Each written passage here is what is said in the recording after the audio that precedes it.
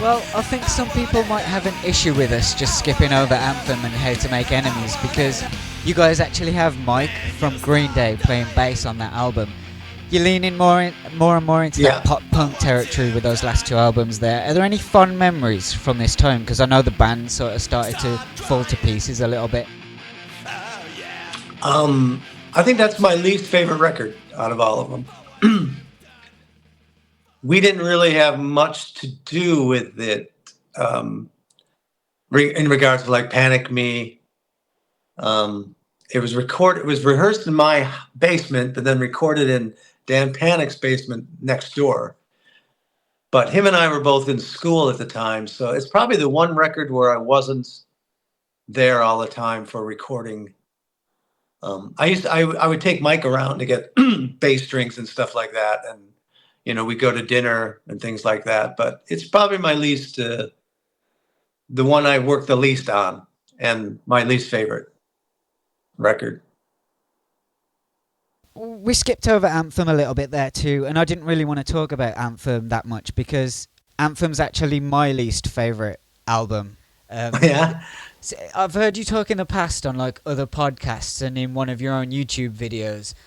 You talked about how this was kind of the beginning of the end for you guys, that it was becoming more of Ben's project and less of a cooperation between the band. So is that really what started everything off on the wrong direction? Was Ben becoming unbearable by this point? No, it wasn't. No, it wasn't about being unbearable, really. It was just about let's see, where I don't remember where he was living. Did he move out? He may have moved farther away, maybe. I know him and Vapid lived together in the city on Belmont, but I think that was earlier. I think it wasn't about his attitude. It was just about he became more of a isolated, creative person, and didn't really need our input as much. He was even saying no to a lot of Vapid's ideas too. He just didn't. Vapid used to talk about how he didn't feel like he had anything to do with that record. He loves that record. He says how much he loves it, but he didn't have barely anything to do with it, and it just didn't feel like it was a band anymore. I just think Ben was probably in a place where he was experimenting with his own sort of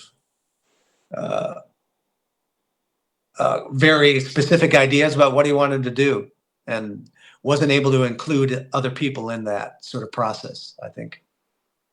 But somehow that must come across in the recording because it just feels so bland to me. And if I push myself to like it, maybe I like 4 songs. But I think the best one is that 12-second song, that quick little fast one. You know the one? Yeah. It's funny you say that because a lot of people's that's one of their favorites. But I have the same reaction to you as you have on it too. I think I love. Wait, Every Night is from that. Yeah, Every Night is on there, right?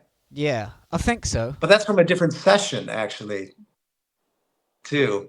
Every Night and Totally are my 2 favorites on that, and they're from different sessions. They weren't even recorded at that session.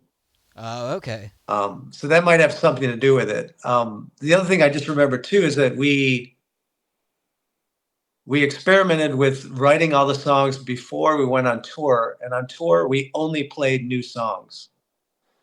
It was kind of a shocker to the audiences. I mean, our small 100 people or 50 people audiences, that we were just playing songs they didn't know. So we came back knowing those really well. Actually, we all got sick and we canceled the first recording because we were all like sneezing and throwing up in massive studio. So we all went home and then came back a little while later. But that might have led to it too being a little bit too sterile. Like we knew exactly what we were going to do. It was really stripped down, not as much like melodic solos on that one. It was pretty straightforward. Yeah. So I think we were battling with both those things. Ben's sort of attitude towards creativity and us having maybe over-rehearsed it for simple songs. So how did that work with the band dynamics when Mike from Green Day came in? I mean, it's not like he was an official member of the band. I think he was just a fill-in. But how did that... Yeah, we weren't even... Ben and I had already discussed not being a band anymore, so we weren't even considering continuing on. We just wanted to get those songs finished. And then we stopped playing for a while. That's when he started Riverdale's, if I'm not mistaken. I think came in around then. Yeah. So we weren't even, no, Mike was never going to be in the band. He was just, they were doing really well. And it was kind of like, hey, let's get this guy who's doing really well that loves the band to do these parts for us. That's about it, really. Was it just like a one take for him, or did he have to screw around a little bit? Was there any like creative discussion between him and Ben? I would say limited, but yes. Like he came in knowing the songs. We sent him demos, and he added his own little touches to it because he plays different than Vapid, you know. And I remember a couple of rehearsals, watching them talk about how to play something, but not extensive. Like it was pretty straightforward on that. He came in, I don't even know, it was less than a week. It wasn't very long because then he had the Woodstock show to go to because he left us and went straight to Woodstock. Does it ever blow your mind then when you look back and think, holy shit, Mike from Green Day played on this record? No, because I mean, I know Mike, you know, we did shows with them when they were, you know, a little band in a little stoned band in like a minivan. So I don't, yeah. No, it was more kind of when I saw them wearing the Weasel shirt at that Woodstock show. That was like going on like, oh, that's cool.